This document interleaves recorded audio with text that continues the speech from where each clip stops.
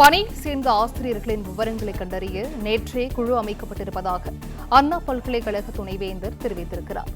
முறைகேடாக பணியில் சேர்ந்த ஆசிரியர்கள் மீதும் கல்வி நிறுவனங்களின் மீதும் நடவடிக்கை எடுக்கப்படும் எனவும் தெரிவித்திருக்கிறார்.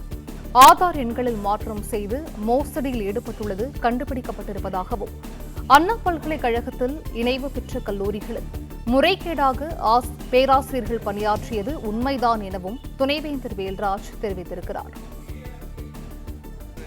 ஃபோர்ஜரி மாதிரி இது. இந்த ஃபோர்ஜரி நடத்துகிற காலேஜுகளுக்கும் நாங்கள் சிவியர் ஆக்ஷன். ஆனாலும் இப்போ ஒரு சொல்லிட்டாங்க, அதில் ஒரு 189 ஆசிரியர்கள் ஈடுபட்டிருக்கிறாங்க. ஒரு 180 ஆசிரியர்கள் தான் இந்த 52 கரெக்டாக நேற்று நாங்கள் உடனே பார்த்துட்டோம். 52,500 ஆசிரியர்கள் இருக்க வேண்டிய இடத்துல ஒரு 2,000 ஆசிரியர்கள் குறைவாக தான் இருக்கிறாங்க.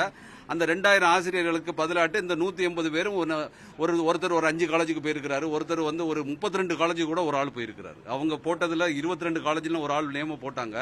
ஆனால் இன்னொரு நபர் 32 காலேஜில் போய் என்ரோல் பண்ணியிருக்காரு. அவர் ஒவ்வொரு வாட்டியும் அவரோட எங்களுக்கு நாங்கள் அவங்களோட ஆதார் கார்டு நம்பரை நாங்கள் ஒரு வெரிஃபை பண்ணியிருக்கோம். அவங்களும் அதில் ஒரு டிக்ளரேஷன் கொடுக்குறாங்க. அந்த டிக்ளரேஷனில் அந்த ஆதார் கார்டு நம்பரை மாற்றி கொடுத்துருக்காங்க.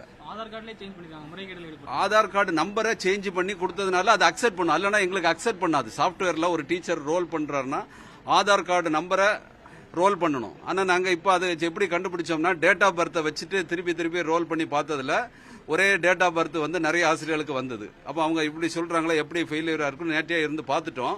ஸோ அதில் மொத்தம் 52,500 டீச்சர்ஸ் இருக்கிற வேண்டிய இடத்துல ஒரு 50,500 2,000 டீச்சர்ஸ் குறைவா இருக்கிறாங்க. அந்த 2,000 டீச்சர்ஸ் குறைவுக்கு ஒரு 180 பேர் போய் தான் ஃபோர்ஜரி பண்ணியிருக்காங்க.